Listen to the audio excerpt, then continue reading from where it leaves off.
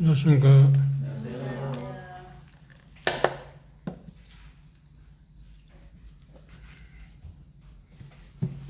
야고보서 1장입니다.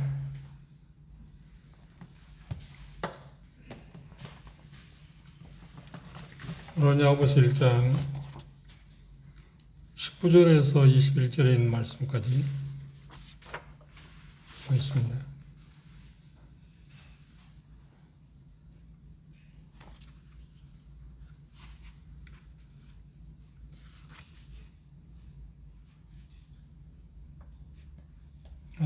더 27절까지 보겠습니다.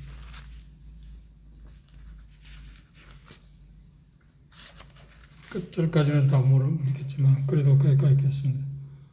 19절부터 한 절씩 교도하겠습니다.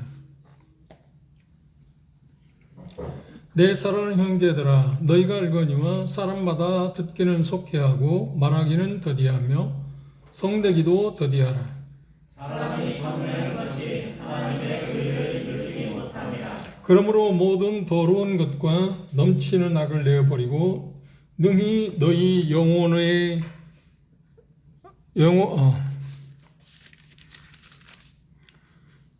구원할 바 마음에 심긴 도를 온유함으로 받으라. 너희는 말씀을 행하는 자가 되고 듣기만 하여 자신을 속이는 자가 되지 말라. 예, 거기까지 보겠습니다. 20절.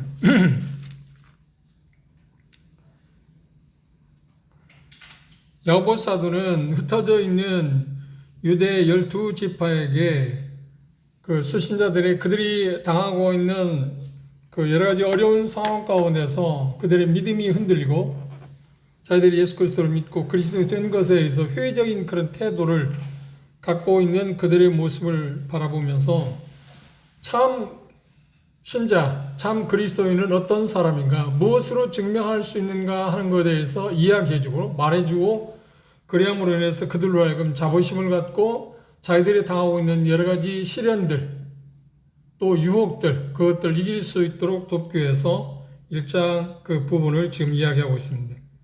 오늘 이 말씀에 보면 읽은 말씀에 19절에서 21절에 있는 말씀까지 보면 참으로 거듭난 사람들의 그 태도 가운데 나타나는 태도 가운데 빼놓을 수 없는 것이 뭐냐면 말씀과 관련이 있다.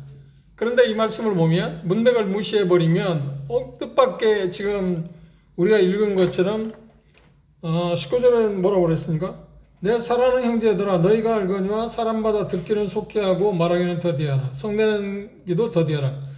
뜻밖의 무슨 이야기를 하다 이 이야기를 하고 있는지 잘 모르지 않나요? 그런데 앞에 있는 18절에 있는 말씀들 그 말씀으로 우리를 진리의 말씀으로 나왔다고 하는 말씀과 연관돼서 지금 이야기를 하고 있습니다. 문맥을 무시하면 대단히 성경에 어려움이 있고 해석을 제대로 할 수 없다는 것을 누차 말씀을 드린 일이 있습니다. 그래서 1차적으로 거듭난 사람, 참된 그리스도인이라 하면 그 구원의 진실성은 무엇으로 드러낼 수 있다고요? 시련이 만났을 때, 시련을 당할 때 그래도 견디는 힘을 갖고 있다. 견뎌낸다. 물론 순간적으로 실패하기도 넘어지기도 하지만 그러나 결국 견뎌낸다. 그걸 통해서 그가 구원의 진정성을 보여줄 수 있다. 그러니까 지금 흩어져 있는 유대 신자들이 그리스도인들이 그들이 지금 살아가는 시련 가운데 수없는 시련을 겪고 있잖아요. 우리가 지금 당하는 시련과 가히 생각할 수 없는 것입니다. 왜냐하면 재산이 정몰당하고 그리고 자기들의 신분의 위협을 겪고 있고 더 중요한 것은 일상생활에 어려움이 있습니다. 경제적인 생활에 어려움이 있습니다. 그리스도에 있다고 하는 이유 때문에. 그래서 자연스럽게 자기들이 갖고 있는 믿음을 그냥 취소해 버리고 싶은 그것은 이제 배도라고 하지 않나요? 그런 상황으로 내몰리고 싶은 그런 유혹을 받을 수밖에 없는데 이유가 뭐라고요? 너무 가혹한 시련을 겪으니까. 그래서 야고보 사도는 뭐라 하냐면 그런 시련들을 겪는 것은 그리고 겪고 그것들을 하나님께서 베푸시는 은혜로 말미암아서 감당할 수 있게 하실 뿐만 아니라 그건 특별한 목적이 있기 때문에 하는 거지 여러분이 뭔가 지금 잘못하거나 하나님의 어떤 문제가 있어서 여러분이 그런 일을 당하고 있지 않다는 것을 지금 이야기해 줘야 했습니다. 그걸 이야기했습니다. 그리고 두 번째는 뭘 이야기했나요? 유혹을 만났을 때 진정한 거듭난 그리스도인들은 그 죄에 대해서 계속해서 습관적으로 빠지진 않는다. 그걸 통해서 자기의 구원의 진정성을 확인해 볼 수 있다고 이야기합니다. 그리고 지금 이 말씀에서 19절 27절에 있는 말씀까지 보면 요약한다고 하면 진정으로 거듭난 사람은 하나님의 말씀 계시된 그 진리에 대한 반응이 분명히 있다. 근데 반응하고 또 하나면 그걸 적용하는 문제가 지금 나와 있습니다. 그런데 1차적으로 여기 22절에서 오늘 읽은 말씀에 보면 19절에서 21절은 하나님의 말씀에 대한 반응. 그게 어떤 거냐면 하나님의 말씀이 우리 안에서 18절에 이야기하고 있는 것처럼 진리의 말씀으로 나왔다고 그러잖아요. 거듭나게 하는 게 하나님의 말씀이지 않나요? 그러면 진리의 말씀으로 나왔는데 그 말씀은 우리를 거듭나게 하는 그 일에만 끝나고 마는가? 그 역할을 거기만 하고 마는가? 그렇지는 않다. 그래서 우리가 공부한 것처럼 좀 놓아서 연결되어 있습니다. 또 어떤 이야기를 한 게 하나님의 말씀을 통해서 우리가 거듭날 뿐만 아니라 그렇죠? 칭의 문제가 있습니다. 그 다음 성화 문제, 주의 세력으로부터 이기는 힘도 부여받는다. 그리고 결국 궁극적으로는 영화 문제도 있습니다. 하나님의 말씀을 통해서 구원의 힘, 그래 노아서 1장 6절에 16절에 있는 것처럼 복음에는 뭐라고 했어요? 하나님의 구원한 능력이 있다고 할 때 그 구원이라는 그 단어는 세 가지 부분이 다 들어있다. 그러니까 하나님의 말씀에는 엄청난 능력이 있는데 그 능력이 어떤 거냐고 하면 세 가지로 이야기할 수 있다. 죄의 형벌로부터 구원하는 힘도 있고요. 그걸 거듭나게 한다고 하는 겁니다. 의롭다함 받는다고 하는 표현을 할 수도 있습니다. 그 다음 죄의 세력, 죄의 권세, 그 다음에 죄가 우리를 지배하고자 하는 그것에서 우리가 해방을 받을 수 있다. 그리고 결국 우리의 죄의 본질에서도 우리가 해방을 받게 한다. 그것이 하나님의 말씀을 통해서 가능하다고 하는 이야기를 합니다.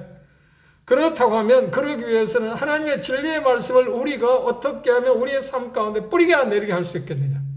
그 말을 다른 표현을 한다면 무슨 말이냐. 하나님의 말씀을 통해서 우리는 어떻게 지속적으로 성장하게 할 수 있냐, 성숙하게 할 수 있냐, 승리할 수 있느냐 하는 문제에 대해서 이야기를 합니다. 그 부분에 대해서 지금 이야기하고 있어요. 야고보서들은 이 말씀에 보면 우리가 이해하기 어려운 것 같이 엉뚱한 말씀을 하는 것 같지만 지금 연관되어 있습니다. 하나님의 말씀이 제대로 우리의 삶 가운데 이제 뿌리가 내렸잖아요. 그럼 뿌리가 내렸으면 거듭났다. 진리 말씀으로 나왔다 그러니까 그러면 태어났으면 그 태어난 생명이 계속 자라가야 하잖아요.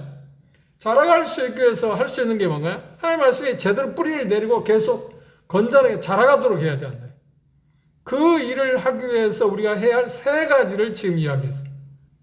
그게 뭐라고요? 여기 표현 가운데 뭐라고 그랬습니까? 첫째, 내 사랑하는 형제들아 너희가 알거니와 사람마다 듣기는 속히 하고 하나님의 말씀, 진리의 말씀에 대해서 우리가 합당한 반응을 보일 수 있는 것은 뭐냐면 뿌리를 내릴 수 있게 할 수 있는 방법이 뭐냐고 하면 여기 지금 표현하고 있는 것처럼 어떤 태도를 취한다고요? 경청하는 자세입니다. 경청. 그렇죠.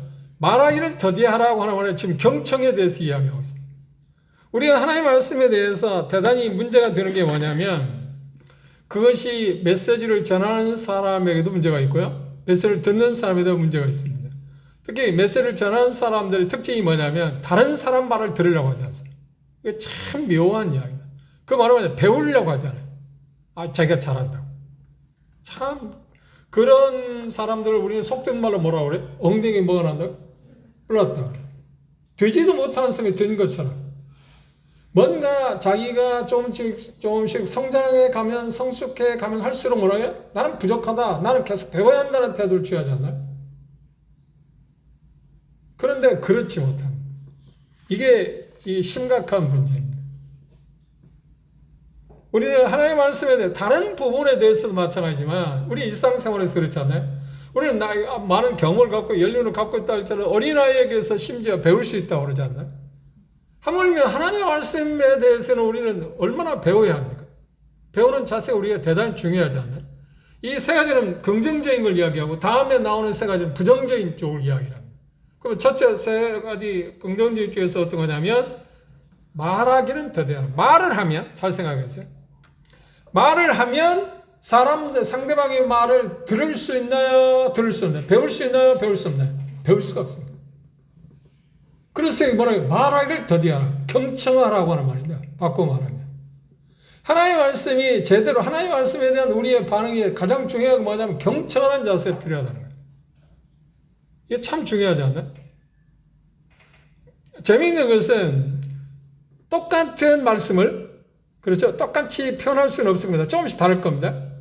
교사 은사를 가진 형제들이 그 본문을 똑같은 본문을 갖고 이야기할 때 접근 방법이라고 조금 다를 수 있습니다. 그런데 재미있는 것은 뭐냐면 쉬운 말로 하면 유명세 있잖아요. 저 형제는 참 유명해. 그리고 인정받은 형제야. 그러면 그 형제의 말을 어떻게 하는 거야? 경청해요. 받아들여요. 우리 마음껏. 여러분도 그 경험을 하고 있잖아요. 그런데 그렇게 인지도가 낮은 형제가 이야기하면 경청하는 자세 갖는가? 저 형제 말하는 게 뭔가 이상한데? 신뢰성이 없어. 그러면 하나님의 말씀은 어떤 거야? 나는 지금 제대로 내 마음 가운데 뿌리를 내리는 건 못 내리는 거야. 뿌리를 못 내리는 거야. 이 말하기는 더디하라는 말이 지금 그 말이야. 경청하는 자세.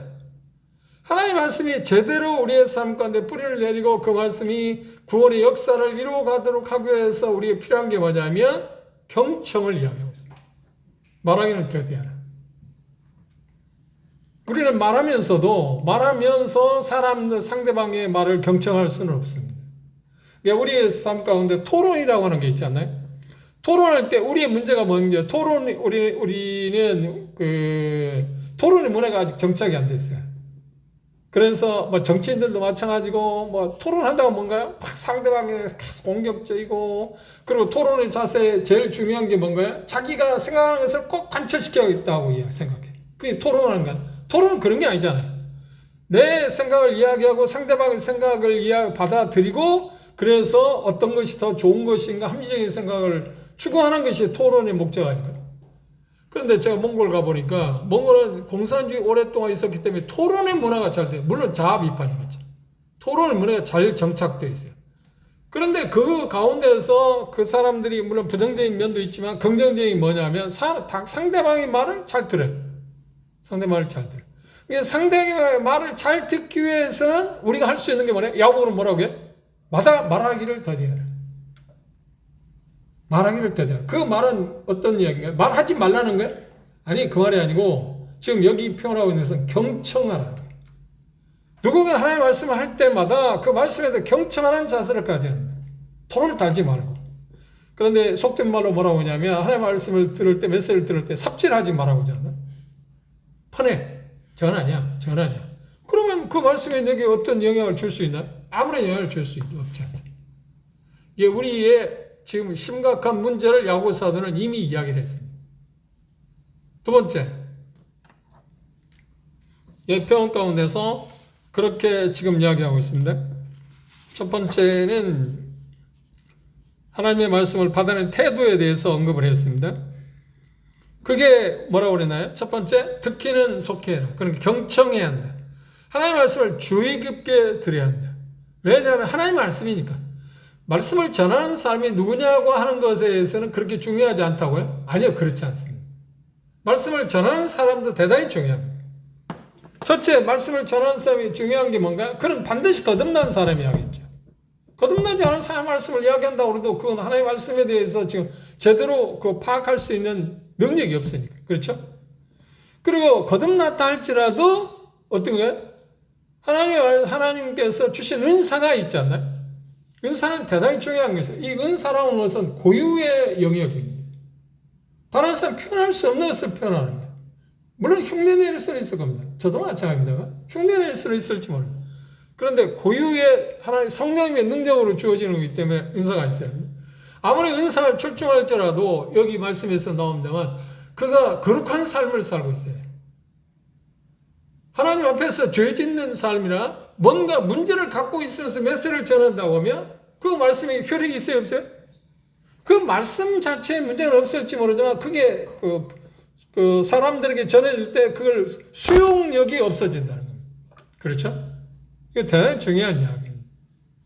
그래서 우리가 말씀을 간증을 할 때든지 다른 사람에게 어떤 하나님의 말씀을 이야기할 때 중요한 게 뭐냐면 항상 나 자신이 경건한 삶을 유지하고 있어야 하는 거예요.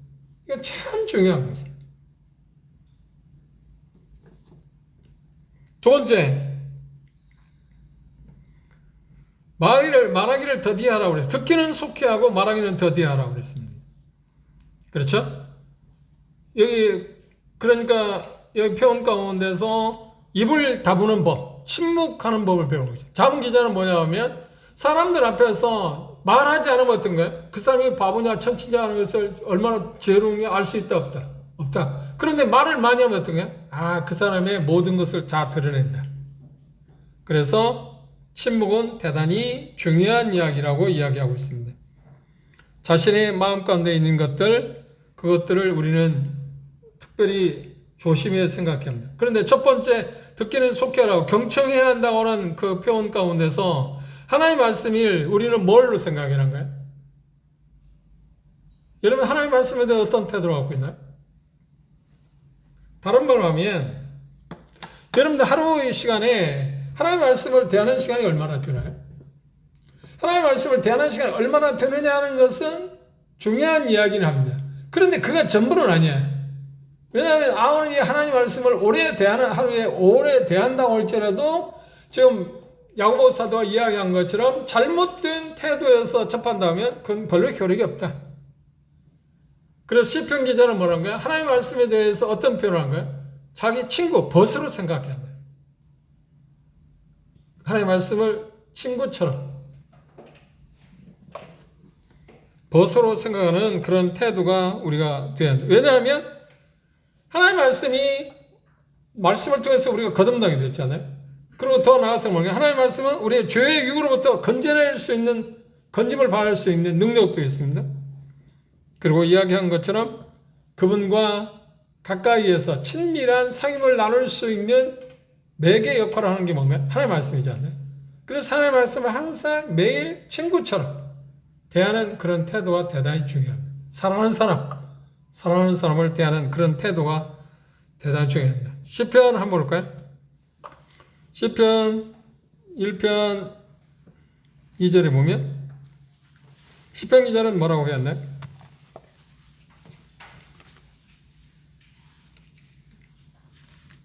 잘하는 말씀입니다.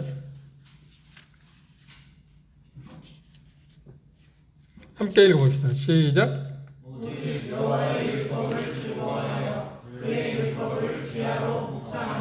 누가? 복 있는 사람. 그래, 여기 표현 가운데 표현은 뭐라고 하냐면 그렇게 합니다. 매일의 삶 가운데 하나님의 말씀을 벗으로 생각해라. 그런데 그것이 우리의 삶 가운데 쉽지는 않습니다. 그렇게 쉽지는 않습니다. 여러분들이 실질적으로 매일 교회에서 준 그 경건의 성경 인기표 있잖아요. 성경 인기표가 하루에 4장 아니면 5장 돼요. 그거 읽는 게 그렇게 쉽지는 않은 거예요. 쉬운 거거든요. 한 20분, 25분이면 되지 않나요? 그런데 그걸 매일 하는 게 쉬운 거예요. 어려운 거예요. 매일 하는 게. 하루에 4장, 5장 읽는 것은 그것처럼 쉬운 게 되나요? 전체 읽는다고 그래도 정독한다고 30분을 읽을 수 있잖아요. 그런데 그걸 매일 끊임없이 읽는다는 건 대단히 어렵습니다. 그렇지 않아요? 그래, 이건 자랑이 아니고 저는 오랫동안 습관이 돼서 그건 제게 있으면 참 자연스러워요. 그럼 일어나자마자 그건 자연스러운 게 몸에 배었어. 마치 배가 고프면 음식을 찾기 위한 것보다 더 훨씬 편하게 돼 있어요. 그건 오랫동안 훈련한 결과입니다. 그건 자연스러워요. 그래, 어떤 사람들이 그런 말을 해. 뭐 독서주간이나 가을철도나 그런 이야기 하잖아요. 글을 읽지 않으면 뭐 입에 뭐 하루에 뭐 글을 뭐 얼마 읽지 않으면 뭐 책을 얼마 못 자면 뭐 입에 가시가 돋친다거나 그런 표현을 하잖아요. 비싼 표현을 하잖아요. 제가 그 문구는 정확히 잘 모르겠지만. 근데 우리 하나님의 말씀을 늘 사모하는 마음, 사랑하는 사람처럼 그게 우리에게 습관화시키는 게 대단히 필요한 것입니다.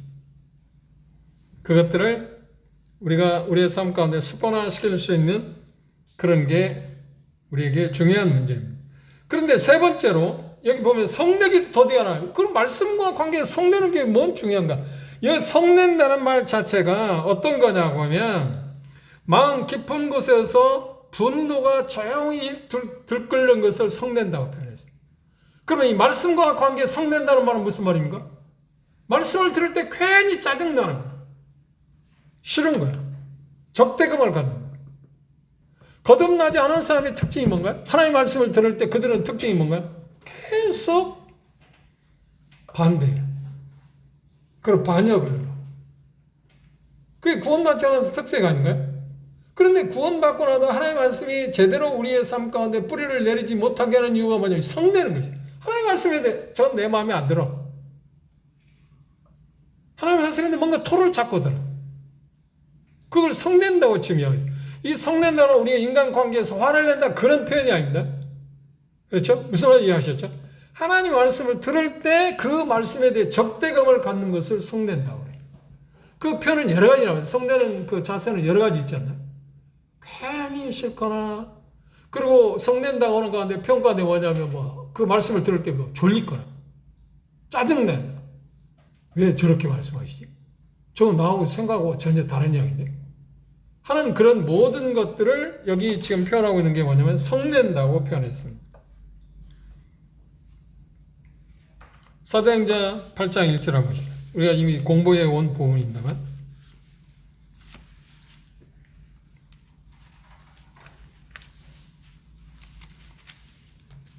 사도행전 8장 1절에 보면 사울이 그의 죽음 다음을 마땅히 여기더라. 그 죽음 다음은 누구를 죽음? 스데반 죽음 이야기 하잖아요. 그런데 지금 7장 후반부에 보시면 스데반이 메시지를 전할 때 구약 성경을 통달해서 그걸 이야기했을 때 그들의 반응은 무엇인가요? 성내고 있어요. 무엇에 성내는 거야? 스데반 개인에 대한 성이 내는 게 아니라 그가 메시지를 전한 하나님의 말씀에 대해 성을 내고 있다. 그 성내는 것을 지금 이야기해요. 그러면 뿌리를 내릴 수 있어요? 열매를 맺을 수 있어요? 사울도 지금 똑같은 입장을 취했습니다. 스데반의 메시지에 대해서 성내했어요. 그 표현을 뭐라고 했어요? 여기 표현하고 있는 것처럼 마땅히 여기다. 그가 죽어야 마땅하다. 그것을 그렇게 이제 살인적으로 몰아갔습니다. 또 사도행전 똑같은 비슷한 말 11절 한번 보십시오. 성낸다는 말이 지금 그런 표현입니다. 11장 19절입니다. 읽어봅시다. 11장 19절 시작. 때 스데반의 일로 일어난 환란을 인하여 흩어진 자들이 베니게와 고보로와 안디옥까지 이르러 도를 유대에 내고 여기 표현 가운데 뭐라고 표현해? 환란을 인하여. 그들이 한 것은 무엇인가요? 메시지를 전할 때, 스데반의 메시지를 전할 때 그들이 한 건 뭔가요? 적대감을 가졌어요. 예수님 당시도 요한복음을 한번 보실까요?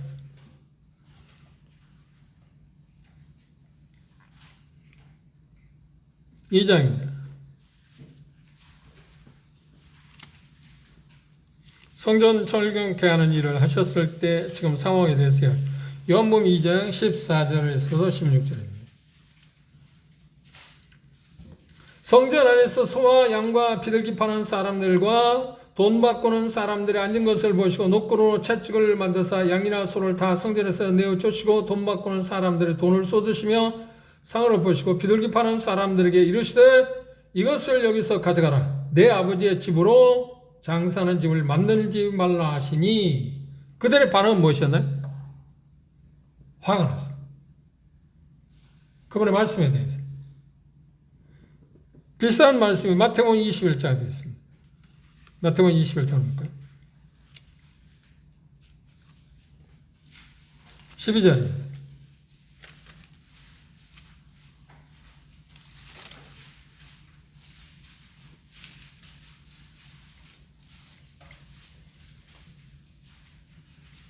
예수 성전에 들어가 성전 안에서 매매하는 모든 자를 내어 쫓으시며 돈 바꾸는 자들의 상과 비둘기 파는 자들의 의자를 둘러보시고 저에게 이르시되 기록된 바 내 집은 기도하는 집이라 일컬음을 받으리라 하였거늘 너희는 강도의 꼴을 만드는도다. 그때 그들의 반응은 뭔가요? 성전 청기 가난했어요. 그분이 말씀하실 때 그 말씀에 대해서 어떤 생각을 성냈어요. 화를 냈어요. 그러니까 여기 성내지 말라고 하는 것은 지금 말씀과 관계에서 말씀하고 있는 것이지, 그래, 말씀에 대해 적대감을 갖지 마라. 배척하지 마라.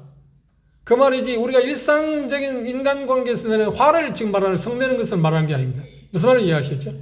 문맥을 무시해버리면, 일상생활에서 무슨 화내는 거, 성내는 것을 이야기해요. 하나님 말씀과 지금 하거든. 문맥이 그래서 대단히 중요한 거야. 지금 야고보 사도가 말하고자 하는 것은 하나님의 말씀에 대한 지금 이야기입니다. 말씀에 대한 그 반응에 대해서 이야기하고 있습니다. 그러면 진정 거듭난 사람은 하나님의 말씀에 대해서 어떤 반응을 보이는 거야? 경청하죠. 그렇죠? 그리고 두 번째 이해한 것처럼 뭐라고 해? 그것에 대해서 어떻게 해? 하나님의 말씀에 대해서 어떤 태도를 취해? 우리는 주의했어야 했습니다.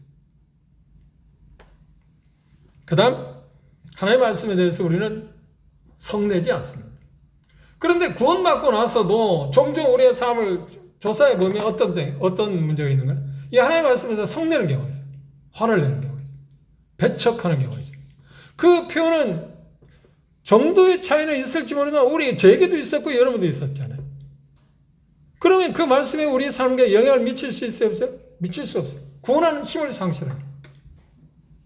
다른 표현을 한다면 열매를 맺을 수 없다는 얘기예요. 이건 참 중요한 문제입니다.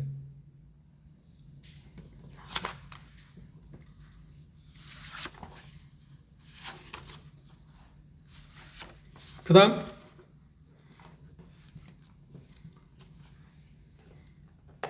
여기서 2장 21절에 보시면 본문을 한번 보시면 21절을 한번 보시면 사람의 성내는 것이 하나님의 의를 이루지 못함이라. 그러므로 모든 더러운 것과 넘치는 악을 내어버리고 여기 이제 하나님의 말씀을 듣게 될 때 우리는 어떤 마음으로 들어야 한다고요? 순전한 마음으로 받아들여야 합니다. 순수한 마음, 깨끗한 마음으로 받아들여야 합니다.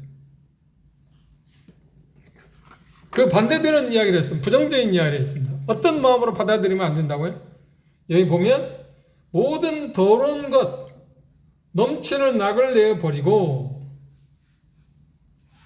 더러운 것들, 악이라고 표현했습니다. 그것들을 우리의 삶 가운데 쫓아내야 한다고 이야기합니다. 그 마음을 갖고 하나님의 말씀을 듣게 되면 열매를 맺을 수 있나요? 없나요? 없죠.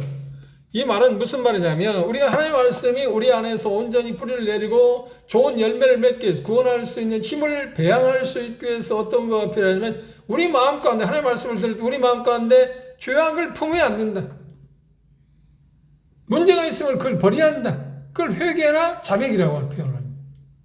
그게 없으면 하나님의 말씀이 우리가 마음 가운데 아무리 떨어진다 할지라도 좋은 열매를 낼 수 있어요? 없어요? 없어.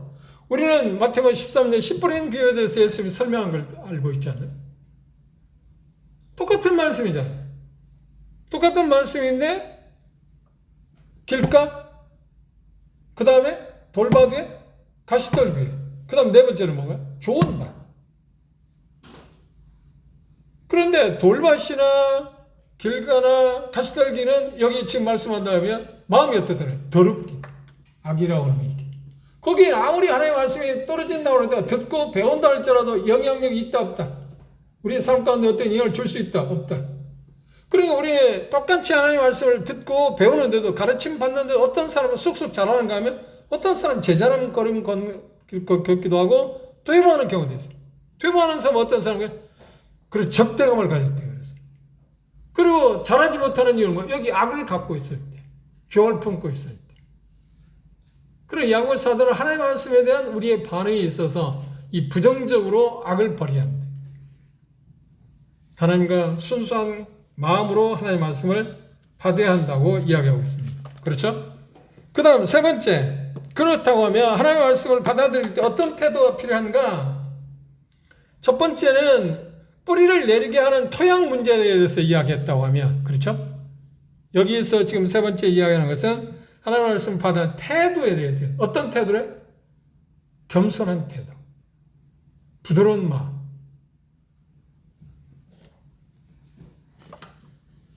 그 말씀을 다시 한번 볼까요? 영혼을 구원할 바 마음에 심긴 돌을 온유함으로 받아. 온유함이라고 번역되어 있는데 겸손함, 부드러운 마음, 그런 마음으로 받아야 한다고 이야기했습니다.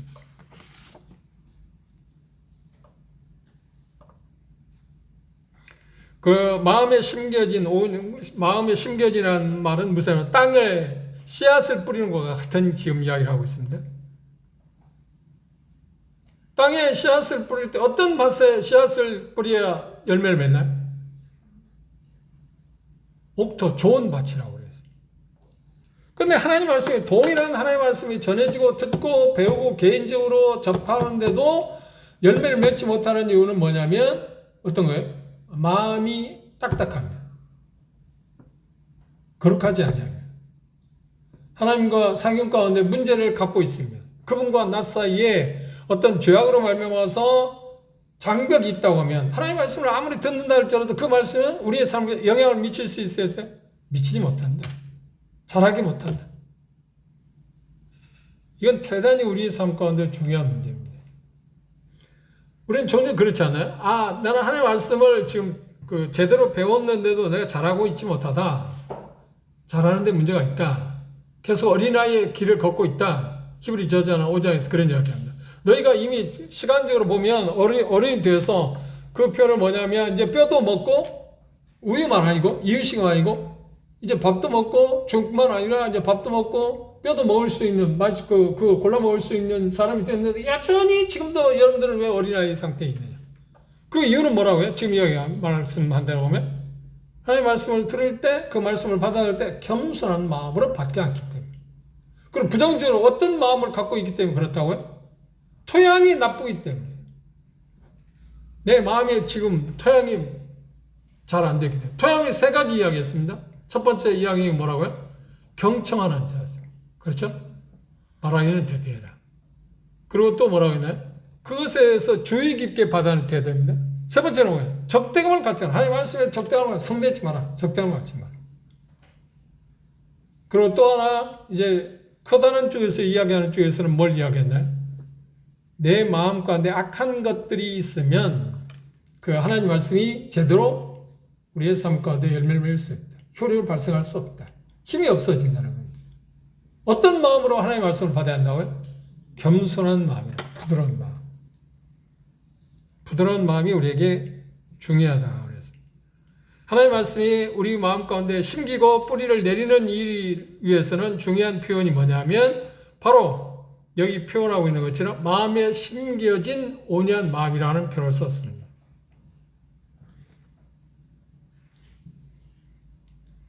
우리에게는 이미 18절에 이야기한 것처럼 진리의 말씀으로 우리는 나았습니다. 태어났어. 거듭났습니다. 그렇죠. 뿌리가 이미 씨앗이 떨어졌잖아요. 그리고 싹이 나기 시작합니다. 그 싹이 나서 계속 잘 자라도록 하기 위해서 우리에게 중요한 건 뭔가요? 여기 말씀하면서 겸손한 마음으로 하나님의 말씀을 받아야 하는 것입니다. 계속 받아들여야 한다. 흡수해야 한다. 계속 배워야 한다. 그래야 자라갈 수 있다고 하는 이야기를 합니다.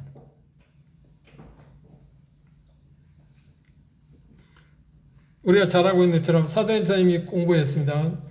베레아 사람들은 어떤 태도로 하나님의 말씀을 받았다고요? 17장 보십시오. 사도행전 17장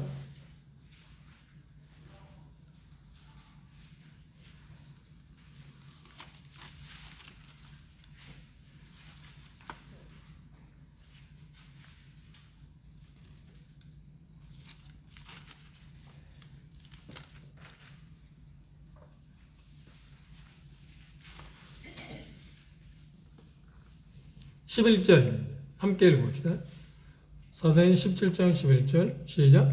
베레아 사람은 데살로니가에 있는 사람보다 더 신사적이어서 간절한 마음으로 말씀을 받고 그것이 그러한가 하여 날마다 성경을 상고함으로 그 중에 믿는 사람이 많고 또 헬라의 귀부인과 남자가 적지 않으라. 그렇죠. 이 자세를 지금 이야기해요. 야고보서들. 간절한 마음으로 하나님의 말씀을 받았다. 그리고 그것이 그러한가 하여 성경을 계속 상고했다. 그러니까 어떻게 했다고요? 계속 자랐다. 열매를 맺었다. 데살로니가 지역 성도들에 대한 문제에 대해서 표현을 이야기할 때 뭐라고 그랬나요? 그들에 대해서는 이렇게 표현했어요. 데살로니가서 한번 보십시오.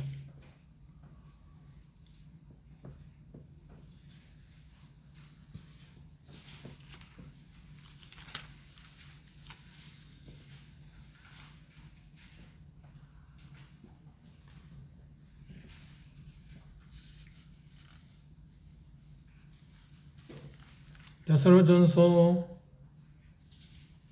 2장입니다. 13절입니다. 하나님께 합당히 행하게 하려 함이라. 이러므로 우리가 하나님께 쉬지 않고 감사함은 너희가 우리에게 들은 바 하나님의 말씀을 받을 때 사람의 말로 아니하고 뭘로 받았다고요? 하나님의 말씀으로 받았다. 하나님 말씀을 받았다는 말이 무슨 말인가? 똑같이 들었지 않나요? 받았다는 말이야. 겸손하게 정말 배우자 경청하는 자세로 하나님 말씀을 봐야 해. 그래서 어떻게 해요? 그 말씀이 데살로니가 성도들을 어떻게 돼? 변화시켰다. 열매 맺게 되었다. 야고보 사도는 지금 우리에게 말하고자 하는 가장 중요한 요지는 뭔가요?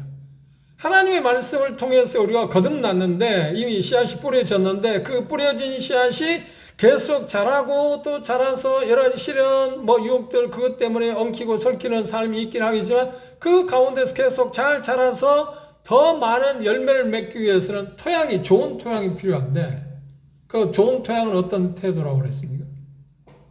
경청하는 자세. 그리고 주의 있게 되는 거. 그리고 하나님의 말씀에 대해 어떻게 하라고요? 적대감을 갖지 마라. 그리고 부정적인 쪽에서 어떤 마음을 가져서는 안 된다. 갖고 있어서는 안 된다고요? 죄악된 것, 악한 것들이 우리에게 있다면 그것들을 척결해야 한다. 버려야 한다. 그 다음에 지금 긍정적에서 어떻게 해야 돼? 겸손하게 하나님의 말씀을 받아야 돼. 하나님의 말씀을 정말 겸손하게 받아야 돼. 배우고자 하는 자세로 받아들여야 한다. 그래야만 어떻게 한다고요? 열매를 맺는다. 그 하나님 말씀이 정말 계속해서 우리의 삶에 영향을 미치게 된다고 하는 이야기를 지금 하고 있습니다.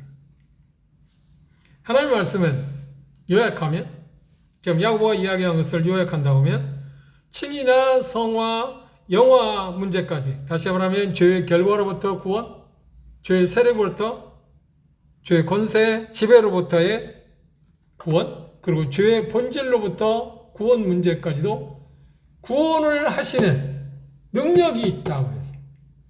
그런데 그 일을 뭘로 하신다고요? 하나님께서는? 하나님 말씀을 통해서. 디모데후서 3장을 보겠습니다. 성경에 대해서 하나님 말씀의 어떤 기능에 대해서 이렇게 이야기합니다. 3절입니다. 디모데후서 3장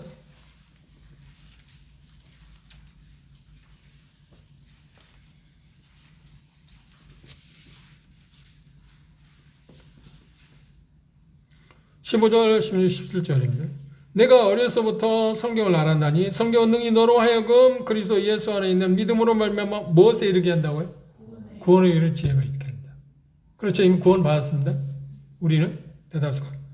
그 다음 그 하나님의 말씀은 어떤 역할을 한다고요? 네 가지 기능입니다. 모든 성경은 하나님의 감동으로 된 것으로 교훈과 책망과 바르게 함과 의로 교육하기 유익하다. 그럼 이 표현 가운데서 지금 성내지 말라 하는 표현은 뭔가요? 책망을 받을 때 우리는 성내다. 그렇죠.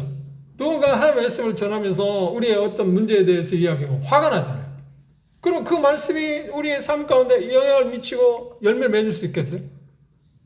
못 맺는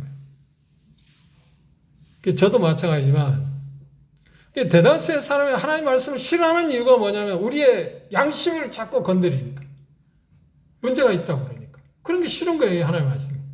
다른 어떤 책이나 어떤 그 세상의 어떤 도서들은 사람의 양심에 그렇게 채찍질을 가하는 게 없잖아요. 이렇게 살면 좋은 거다, 이렇게 살아야 한다, 이래야 한다, 그렇게 이야기하고 있지. 그 심한 이야기는 성경은 하나님 뭐라고 말씀하세요? 이렇게 살기 때문에 이래야 한다고 하는 게 아니라 이미 태어난 순간부터 사람들은 멸망 가운데 있다. 하나님이 사람들을 아름답게 창조했지만 그들이 하나님을 배신하고 하나님을 떠났기 때문에 하나님을 배척하고 자기들이 하나님이 되고자 하는 것 때문에 모든 것을 상실했다. 그럼에도 불구하고 하나님이 어떻게 해요? 예수 그리스도를 통해서 그걸 회복하겠다고 약속하는 게 성경의 전체 골자 아닌가요? 그걸 구속사라고 합니다. 그런데 그 일들에 대해서 하나님께서 우리에게 어떤 책망하는 것은 바로잡기 위해서 하는 거잖아요. 우리 잘 되게 하기 위해서. 비틀어졌다 하는 이야기는 그렇게 곧게 잡기 위해서 하는 게 아니고. 그런데 그런 말씀을 들을 때마다 우리가 화가 나는 거예요. 성낸다. 그러면 문제는 뭐가 있다고요? 열매를 맺을 수 없다고 지금 이야기하고 있습니다.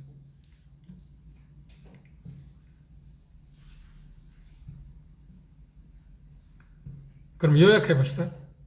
하나님의 말씀을 받아들이는 중요한 태도는 어떤 거라고요? 토양이 준비되어 있어요. 그리고 계속해서 아름다운 씨앗이 뿌려져야 합니다. 심겨져야 한다. 그런데 씨앗이 뿌려지는 일에 있어서 어떤 게 문제가 있나요? 죄악된 마음을 갖고 있으면 열매를 맺을 수 있다 없다? 없다. 그러면 열매를 맺기 위해서 어떤 마음으로 받아들여야 한다고요? 겸손한 마음, 배우자 하는 태도. 그래 19절에서 21절에 분노나 더러움 악한 것들 그런 것들이 우리에게서 뽑혀 나가야 한다고 그랬습니다. 열매를 맺으려고 하면 우리는 적절한 반응을 보여야 한다. 그것이 어떤 거라고요? 우리의 삶 가운데 우리의 삶에 영향을 미치도록 하기 위해서 우리는 겸손하게 말씀을 받는 태도, 그것이 우리에게 대단히 중요한 문제입니다. 오늘 이 말씀 가운데서 야고보 사도가 말하고자 하는 것은 뭔가요? 하나님의 말씀을 우리의 삶 가운데 이미 내려졌는데, 뿌리가 내렸는데, 거듭남으로 말해서 그렇죠? 새 생명이 내려졌는데, 새 생명이 계속 자라도록 하기 위해서 중요한 게 뭐냐면 진리의 말씀이 우리가 새 생명을 주었으니까 그 말씀이, 하나님의 말씀이 우리의 삶 가운데 계속해서 성장해 가도록, 새 생명이 제대로 계속 잘 자라가도록 하기 위해서 중요한 게 뭐냐? 말씀을 계속 흡수하는 게 필요하잖아요. 자양분이니까. 베드로 사도는 베드로전서 2장에서 뭐라는 거예요? 그래서 갓난 아이들의 신령한 젖을 삼으라고 하죠. 거듭난 사람에게 필요한 게 젖을 먹는 게 양식이잖아요. 그걸 취하는데 그걸 취하는 일에 있어서 어떤 태도가 필요하다고요? 그렇죠. 경청하는 자, 말하는 태도야. 듣기는 속히 하고, 그렇죠? 그 지혜롭게 들으라고. 그리고 성내지 마라. 배척하거나 대적하지 마라. 그리고 악한 마음을 갖고 있을 때 아무리 말씀을 듣는다고 할지라도 그 말씀이 우리에게 잘한다 못 잘한다? 잘했어. 그걸 뽑아내야 돼. 그럼 계속 잘하기 위해서는 우리가 할 수 있는 게 뭐래? 겸손한 마음으로 하나님의 말씀을 받아야 한다. 그걸 받아들여야 한다. 그렇죠? 그래야 된다고 하는 것을 지금 야고보 사도는 이야기하고 있습니다. 왜냐하면 하나님의 말씀이 새로운 삶을 살아가게 한 어떤 힘을 주는 동력이니까. 그렇죠? 그리고 바울 사도는 사도행 20장에 보면 에베소 장로들을 불러놓고 고별사 가운데 뭐라고 하냐면 나는 여러분들에게 하나님의 은혜와 은혜의 말씀께 의탁한다. 주와 주의 말씀에 의탁한다. 말씀이 무슨 역할을 하는데? 그들을 모든 시련으로부터 건지고요. 그렇죠? 그리고 유혹으로부터 건지는 역할을 하잖아요. 그리고 아름다운 열매를 맺게 하지 않나요? 그것이 하나님의 말씀에서 아무리 강조해도 부족한 것입니다. 그렇다면 우리는 이 말씀을 이제 생각할 때 어떤 태도로 이제 듣는 게 중요해요. 제일 중요한 것은 나는 하나님의 말씀에 대해 시편 기자가 이야기한 것처럼 정말 사모하는 마음을 갖고 하나님의 말씀을 대하는 것. 건성이 아니고, 그렇죠? 그리고 하나님의 말씀을 대하는 태도를 보면 그 사람의 영적인 성장 여부를 우리는 쉽게 측정할 수 있어요. 하나님 말씀을 도의시하고 하나님 말씀에 사랑하는 마음이 없고 사모하는 마음이 없는데 잘하는 사람 봤나요? 잘할 수 있는 게 아니에요. 능력 있는 사람 봤나요? 아예 없어요. 없습니다. 그건 말이 되는 거예요. 하나님 말씀을 멀리하면서 하나님과 좋은 관계를 유지한다고요? 아니요. 그것도 거짓말이에요. 이 모든 것의 시금석은 하나님의 말씀에 대해서 어떤 태도로 어떤 반응을 보이는가 하는 걸 보면 쉽게 우리는 알 수 있어요. 거듭난 증거도 뭘 통해서 알아요? 하나님의 말씀이 그가 사랑하는 마음이 있는가 없는가 보면 거듭나는 걸 알 수 있잖아요. 그래서 다시 한번 이 시간을 통해서 야고보 사도가 우리에게 권고한 것처럼 하나님의 말씀을 들을 때, 접할 때, 가르침 받을 때뿐만 아니라 내가 직접 개인적으로 성경을 읽을 때 어떤 태도로 갖느냐, 이 자세를 취하는 것입니다. 정말 경청하는 자세. 그리고 무엇보다 중요한 건 대적하는 것. 뭔가 싫어하는 마음, 짜증내는 마음. 그런 마음이 이상하게요. 사단은 우리 마음까지 하나님의 말씀에 대해서 좋은 마음을 갖게 하질 않아요. 그 말은 뭐예요? 열매를 맺지 못하게 해서. 어떻게든 방해를 해야 하지 않나요? 씨 뿌린 비유에서 길가에 떨어진 씨는 어떻게? 주워 버리고. 돌밭에 뿌려진 씨는 어떻게 했다고요? 그 열매를 맺지 못하게 하고. 가시떨기, 세상에 뭐 사람 마음, 죄를 유혹에 의해서 하지 못하게. 계속해서 세상은 우리에게 하나님의 말씀에 좋은 자양분을 취하지 못하도록 해서 현하게 했습니다. 그것에 우리가 속아나면 안 돼요. 그러니까 우리의 개인적인 삶을 점검할 때 나는 정말 하나님의 말씀을 사랑하고 죄로 묵상하는 사람인가? 다시 한번 생각합시다. 그게 분량이 대단히 적다고 생각할지 모르지만 매일 여러분이 주어진 그 시간들에 한해서 1년에 한 번 통독하게 되어 있지 않나? 그렇게 되어 있나요? 제가 읽는 맥체인 성경은 1년에 성경을 한 번 통독할 뿐만 아니라 시편은 두 번, 구약 신약은 2번 읽게 되어 있어요. 스케줄이 그렇게 되어 있어요. 그 정도, 그게 최소 범위예요. 실상 최소 범위. 그게 많이 하는 건 아니라는 말입니다. 보십시오. 20분, 30분 하루에 투자 않고 산다는 게 말이 되나요? 그런데 신기하게도요. 우리 밥을 일주일에 안 먹으면 살 수 있어요? 없어요? 없어. 근데 하나님의 말씀 일주일에 안 먹고 한 달 안 먹어도 까떡다니. 보이는 게 똑같아. 아무런 문제가 없어. 증상이 없어. 그런데 내면은 어떤 거야? 내면은 어떤 거야? 내면은 형편없이 파리해져. 황폐해져. 초췌해 가는 것입니다. 여러분 경험도 그럴 것입니다. 하나님의 말씀을 가까이 할 때 하나님과 사귐이 좋지 않나? 바꿔 말하면 하나님과 사귐이 좋으면 자연스럽게 하나님의 말씀을 가까이 하고 있나요? 가까이 하고 있지 않나요? 모든 병은 내가 영적으로 병이 들었냐 안 들었냐 뭘 보면 알아요? 뭘 보면 알아요? 내가 이 음식에 대해서 뭔가 싫어하는 마음이 있으면 질병 걸린 거 아닙니까? 대다수의 질병의 공통점은 그거 아닌가요? 물론 거식증은 뭐 계속 질병을 갖고 있지만 계속 먹는답니다. 그건 특수한 병이 아니고서는 대다수 질병의 근원은 뭘로 찾았어요? 음식에 대해서 좋아하느냐, 먹고 싶은 마음이 있냐 없냐 보았고 건강하냐 건강하지 않냐. 한 선생님이 이미 고인이 됐습니다. 그분이 지론이 있어요. 뭐라고 하냐면 잘 먹고 잘 싸면 건강한 사람이다. 그건 정말 맞는 말 아닙니까? 무슨 질병에 문제가 있어서 잘 못 먹어요. 그리고 잘 먹었다 할지라도 좋은 변을 볼 수가 없어요. 그리고 하나님의 말씀에 똑같습니다. 우리 하나님의 말씀에 대해서 다시 한번 점검해요. 나는 하나님의 말씀을 정말 그렇게 사모하는 마음입니까? 그리고 시편 기자 119편에서 이야기한 것처럼 정말 소중하게 생각하는 사람입니까? 제가 표현했지만 벗으로 정말 사랑하는 사람처럼 하나님의 말씀을 접하는 것. 저도 계속 습관화되어서 그렇게 하고 있지만 어떤 때는 그렇게 해야 하니까 하는 때가 있어요. 그리고 습관화됐기 때문에 하는 때가 있어요. 그걸 뭐라고 해요? 타성이 젖었다고 하죠. 그런 거 볼 때 제가 참 전율을 느껴요. 이건 아닌데. 그리고 정신을 또 차려요. 그리고 그걸 하나님께 내놔요. 내가 이래서는 안 돼. 그리고 하나님의 말씀을 접할 때 성경 펼 때마다 매일 성경 펼칠 때마다 뭐라고 하나님께 시편 기자가 제가 아둔합니다. 어리석습니다. 제 지혜를 주셔서 이 말씀만은 뭔가를 지금 이해할 수 있게 해주십시오. 깨닫게 해요. 그런다 읽는 그 부분을 깨닫나요? 항상 아니요. 그러지 않습니다. 그래도 읽습니다. 그 사단은 제게 유혹을 해요. 여러분들 마찬가지예요. 뭐라고 해요? 야, 읽어봐도 아무런 의미도 없는데 뭔 말인지 못 읽어? 그럴 때라도 어떻게 해? 읽는 거예요. 그래서 그렇게 하는 것을 저는 뭐라고 하냐? 보슬비 작전이에요. 계속 하다 보면 나도 모르게 축적이 되잖아요. 그런 유혹을 절대 넘어가지 마시고 하나님의 말씀을 가까이 합시다. 우리의 삶의 그리스도인의 삶의 존폐의 여부는 제가 생각하기로 하나님의 말씀은 뭐라고 하냐면 하나님 말씀을 가까이 하느냐 가까이 하지 않느냐, 하나님 말씀을 정말 사랑하냐 사랑하지 않느냐, 하나님 말씀을 정말 사모하냐 사모하지 않느냐, 그리고 하나님 말씀을 계속 묵상하느냐 묵상하지 않느냐에 달려있어요. 그것에 이의를 제기할 뿐이나요? 우리는 이론적으로 알고 있잖아요. 그럼 그걸 우리의 삶에서 적용합시다.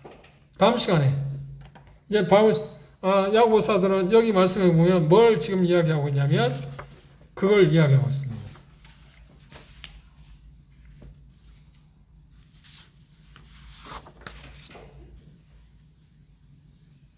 말씀에 대한 올바른 응답입니다.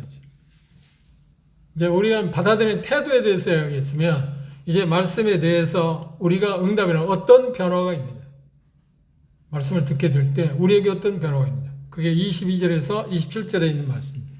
그 부분을 한번 여러분들 읽어보시고 하나님의 말씀이 우리에게 내리치면 그런 자세로 듣게 된다면 어떤 변화가 와야 하는가, 그것을 어떤 표현하냐면 어떤 행함이 있다, 어떤 행함이 있게 됩니다. 자연스럽게. 그래서 22절에서 27절에서는 그 부분에 대해 이야기. 다음 시간에 그런 점을 마음 가운데 두시고 그 부분을 몇 차례 한번 읽어보시면서 그 말씀이 내게 어떤 영향을 끼치고 있는가, 내게 있어서는 어떤 열매를 맺고 있는가 한번 점검해 보시고 기도합시다.